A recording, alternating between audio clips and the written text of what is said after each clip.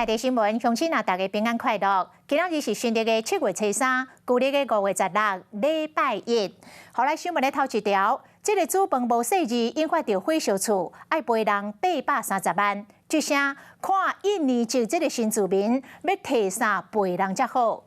这个新住民伫中华秀水乡开一间小食店，2年前伊用瓦斯煮饭引发着火灾。 毋那家己的小食店烧了了，佮拖烧到边啊5间的家具店甲佛具店。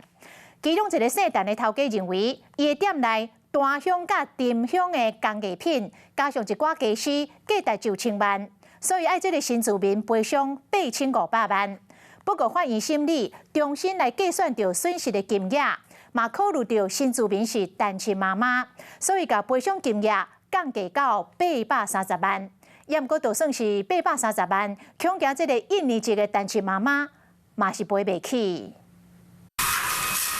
规排厝捡大火食落北，999的乌烟是清啊真悬，相对一直咧装水，倒尾虽然有甲火拍花去，不过新倒火点心档含四周围5间佛具店的店家拢烧了了，其中包括乡长嘛是受害者。然后我们了解他的状况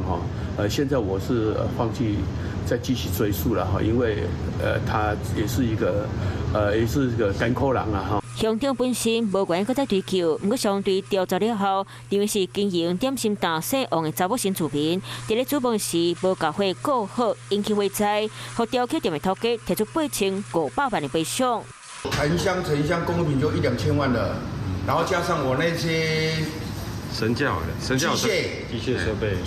备。头家讲，这个费用佮无包括厂房本身的损失，不过反映经过审理，重新计算物件烧掉偌济价值，嘛考虑到新住民离婚，爱家己车养2囡仔，会搁再减轻赔偿金。物品实际的损害，还有营业所受的损害，作为计算基准。之后，原告也同意，就是以所受到的损害经过计算的总额830万作为请求的依据。 虽然金额降低成数无到7%，不过头家嘛是认为，姓王的新住民根本订袂出800多万，加上别个受灾户嘛可能要求赔偿，烦恼家己除了摕了一张债务证明书，嘛根本摕袂到赔偿金。